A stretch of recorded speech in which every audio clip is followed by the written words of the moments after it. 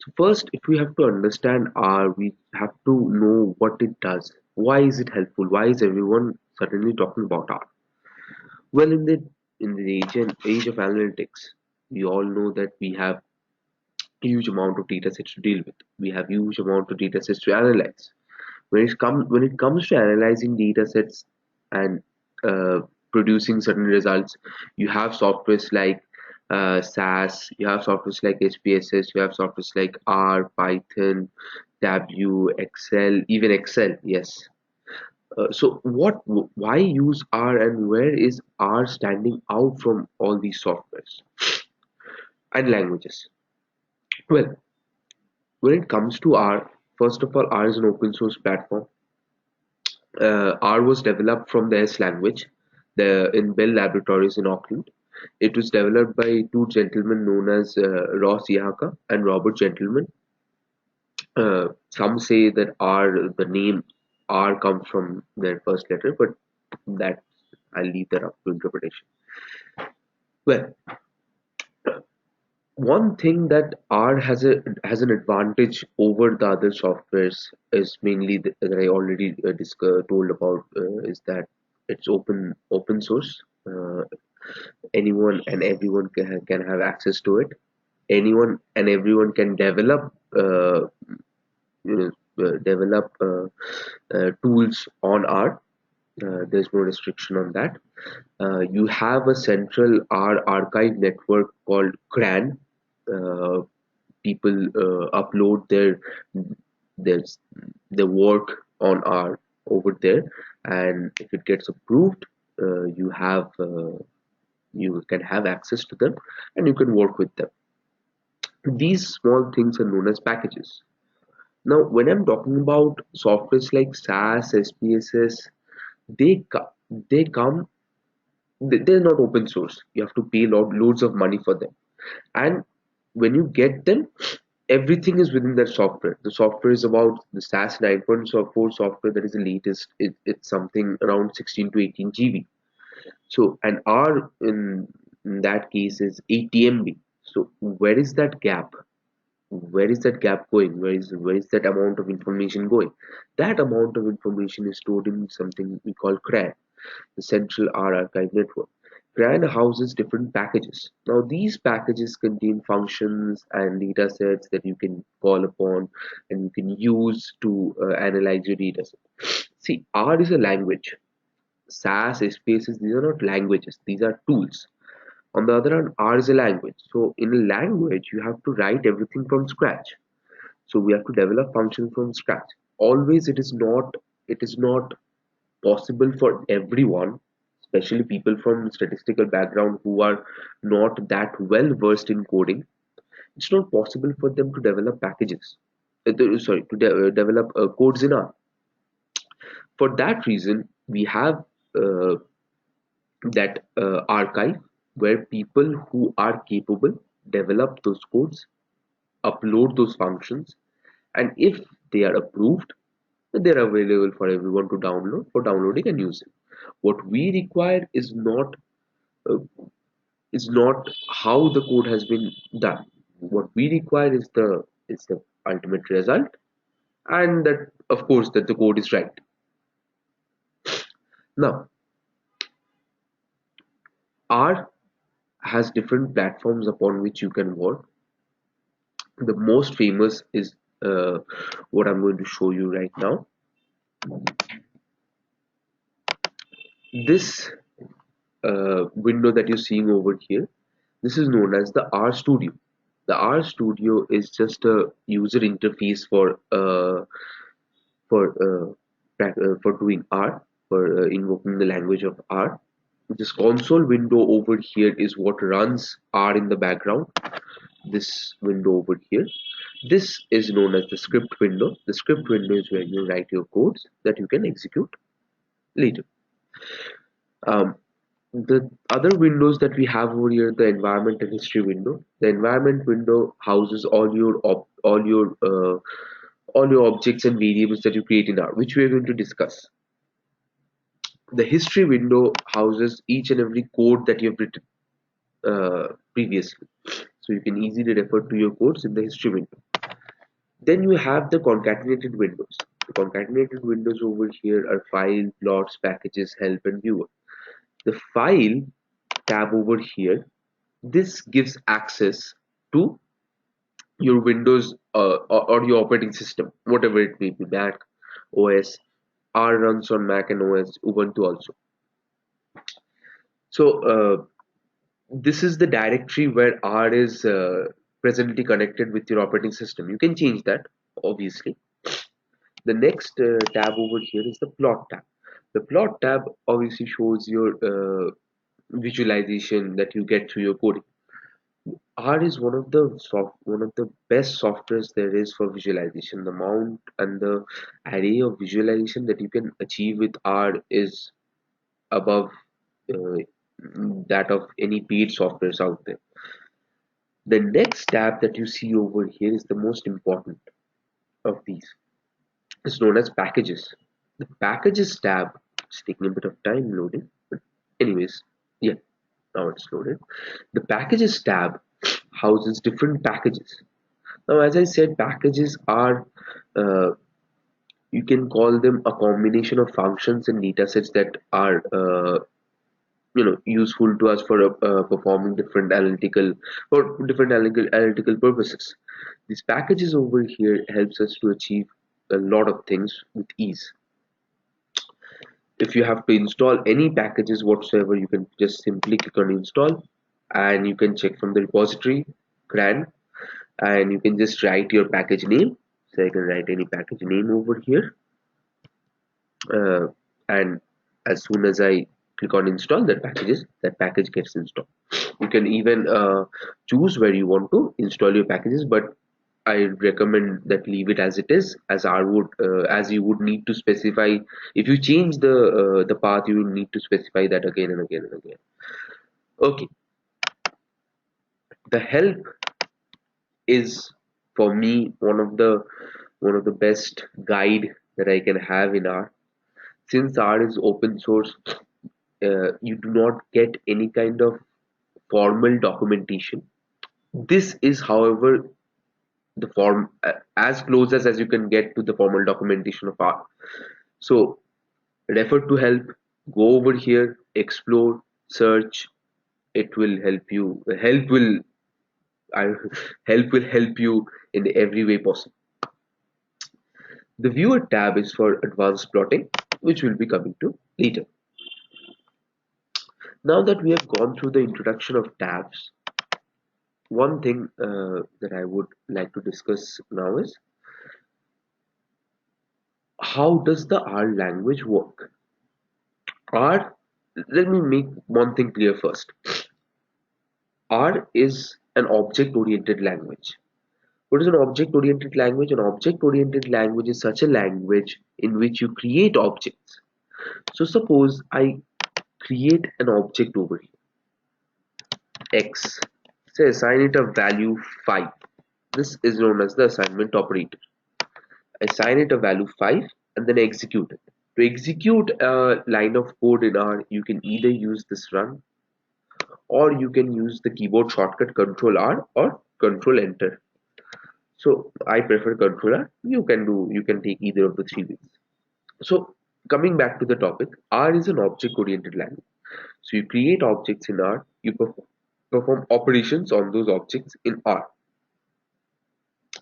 The different types of objects that we'll get in R will be vector, matrix, array, list, data frame.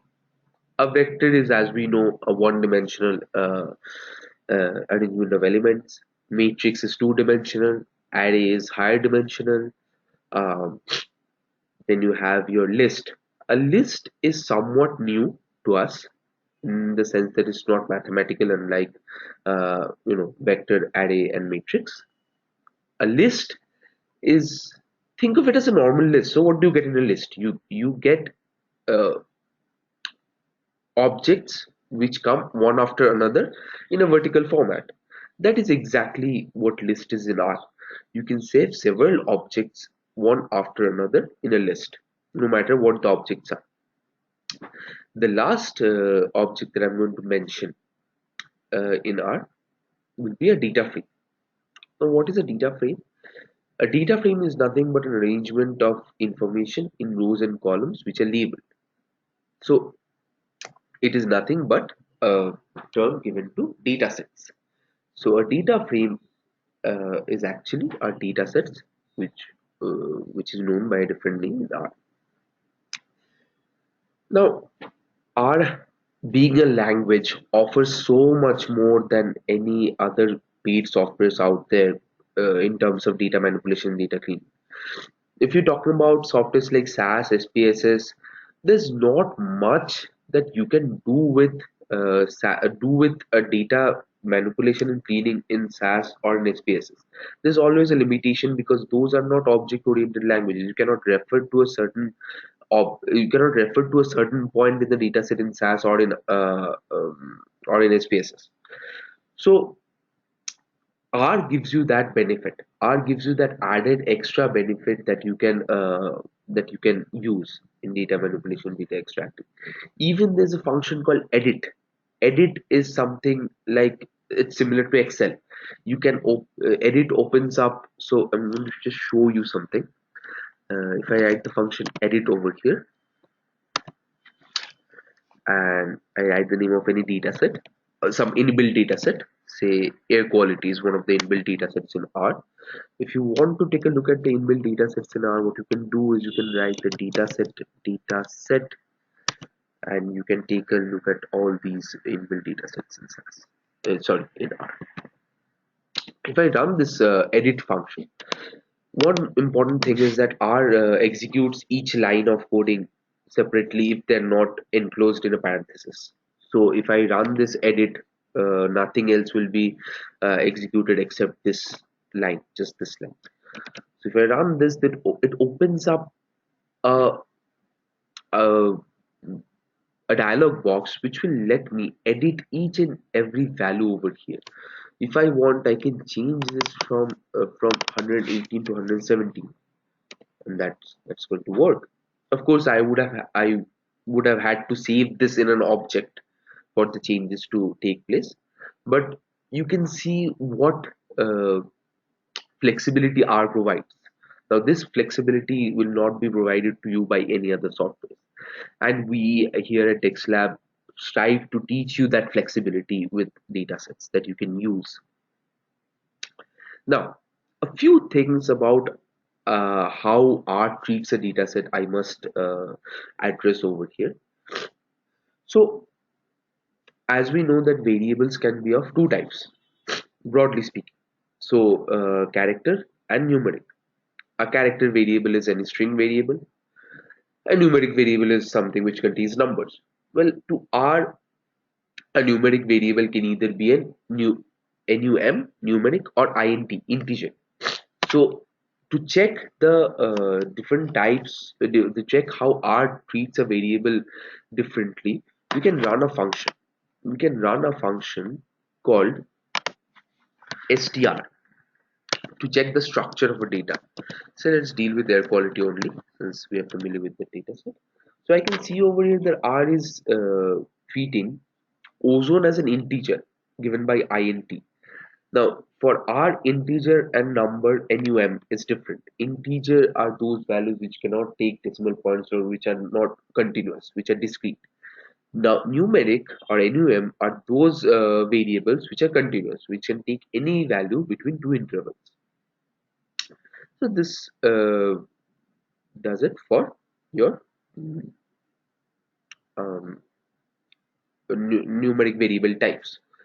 When it comes to character variable types, what uh, what I would like to mention is, of course, you have your string, you have your character. Like for example, if I check the str of another data set called empty cars, it's information about cars.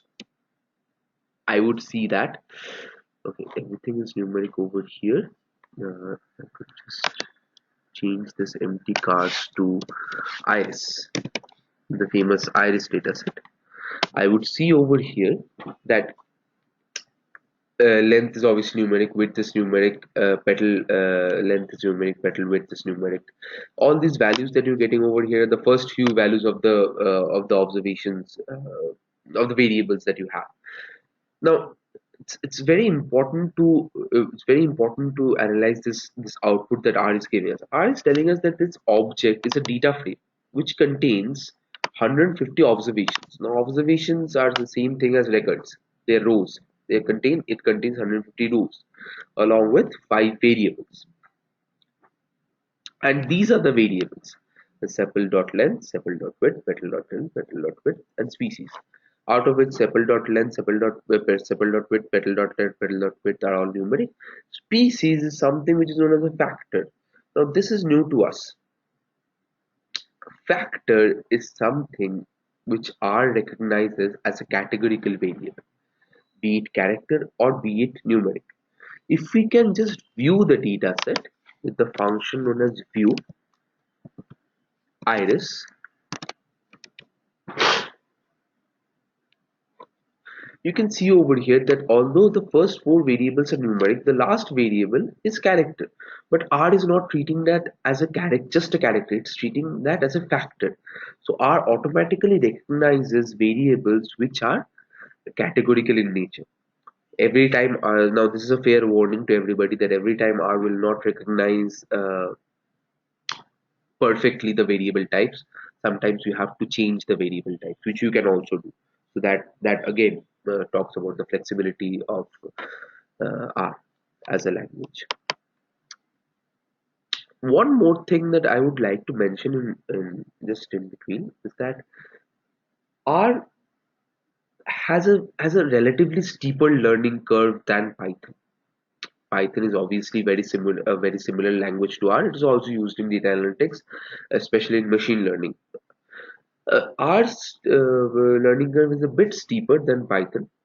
Python's is a bit it's a bit smoother, but nevertheless, R you can learn either of them. Both of them are being heavily used in the industry as well as in the research field. Okay, now I had touched on this topic uh, before, that data manipulation and restructuring.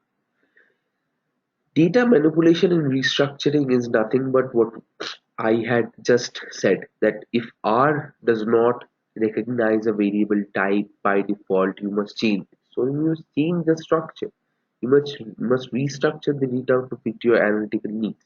Now, data manipulation is not data tampering. We at analytics refer to manipulation differently than what people outside of analytics might refer it to. Manipulation is not tampering. Tampering is when you're changing the values of the data to fit your own needs. Manipulation is when you're restructuring the data to fit your analytical needs, not necessarily changing the variable or the variable types or the values.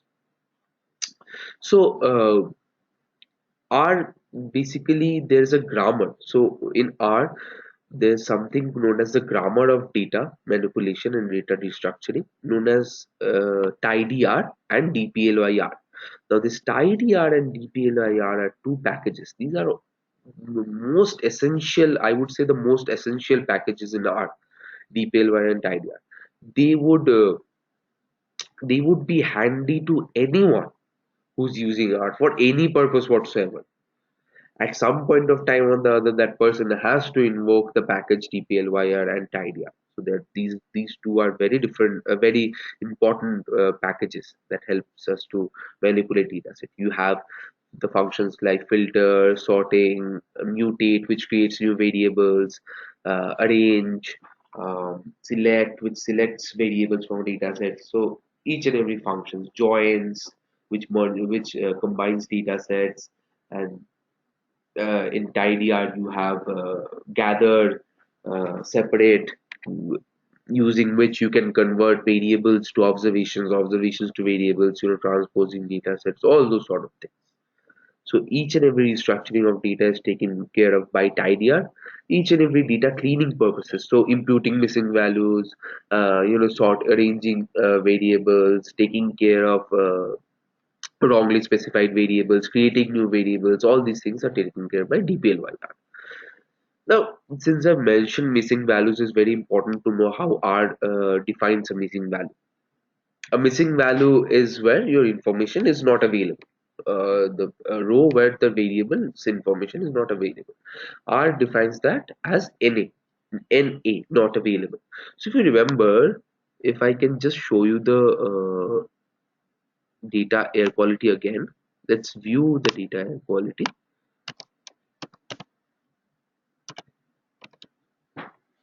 You can see over here that you get NAs over here.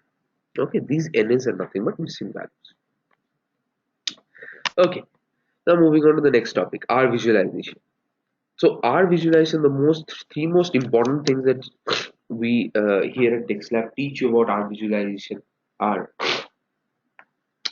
plot, qplot, ggplot, um, lattice. So these four things are the most important, out of which plot, qplot, and ggplot are three functions. Plot is there in the base R package. You do not have to download any extra package for the function plot. The function qplot is in the package ggplot2, as well as the function ggplot that is also in the package ggplot2. Now ggplot2 is used for advanced plotting. Everything that you can do with qplot you can also do with ggplot. The difference is graphically ggplot is much better, and it gives a bit more flexibility than qplot. A bit more flexibility. There are few things which might seem trivial to you that we can do in ggplot but not in qplot. Lattice, the package is very important, because with lattice we get a very important function known as the scatter for constructing the scatter plot matrix.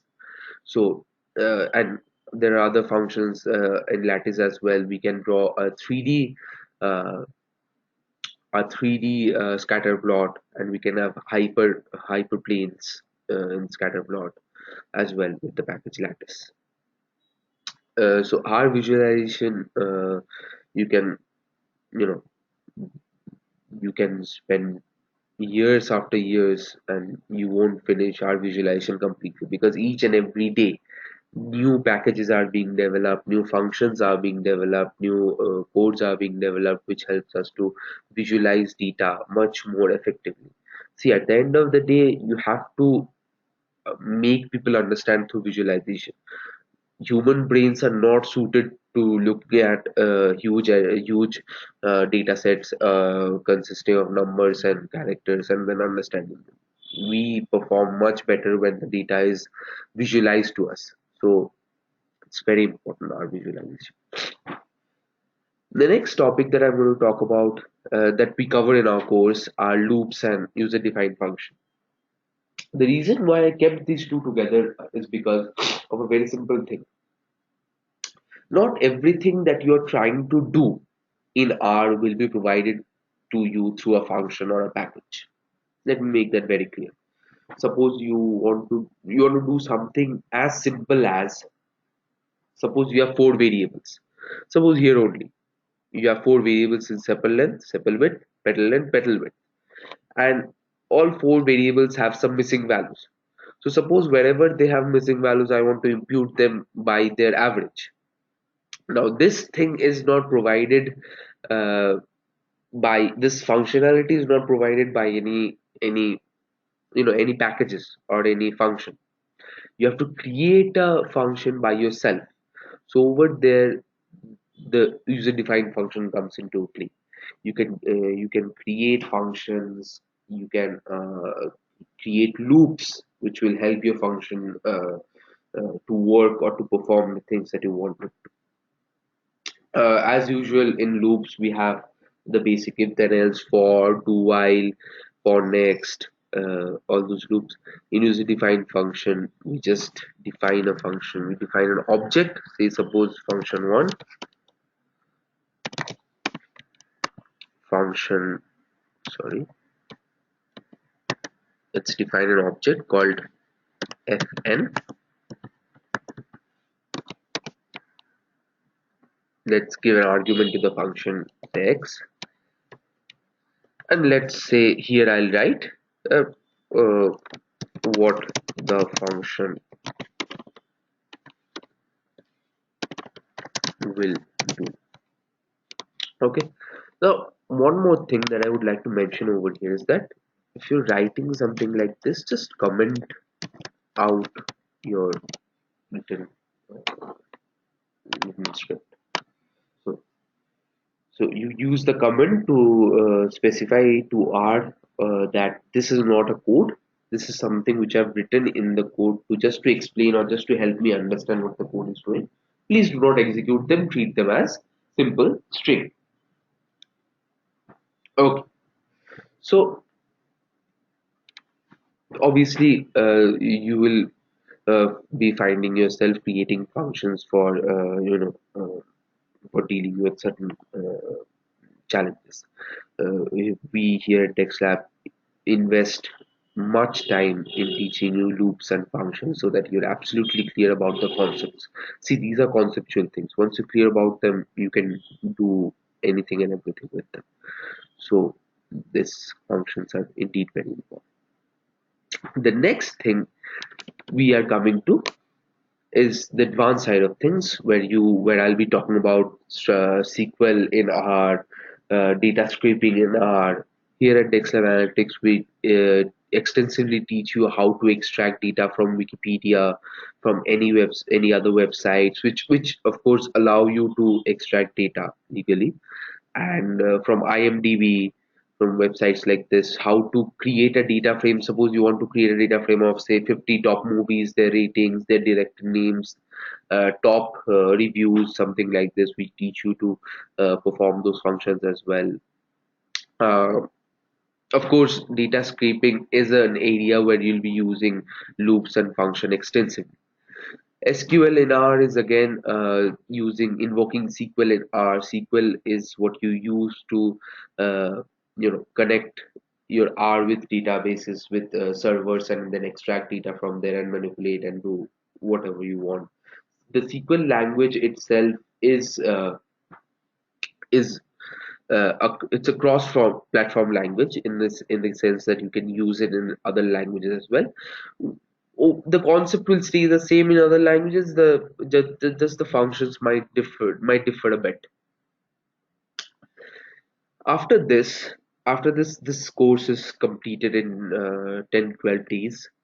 What we'll be doing is we'll be moving to the analytics section. Over in the analytics section, we'll be talking about um, different kind of modeling techniques. We will be taking you through the basics of statistics first, the basics of analytics first. How are the concepts built up? How have the concepts come to be? What are the concepts used for? Then we'll be applying those concepts on data sets to get valuable information. Like we'll be talking about regression, we'll be talking about decision trees, we'll be talking about logistic regression, we'll be talking about classification. uh, that will be coming up, that will be venturing a bit into machine learning, but not totally into machine learning, as that's not the purpose of this course. But a bit of machine learning will be covered, yes, in terms of k-means clustering techniques, as they're very important as well. So time series analysis, factor analysis, all these things will be covered over here. So it's a complete package in where we'll tell you how to uh, extract information such that your business or your daily requirements, some useful information are extracted over there. So that's all.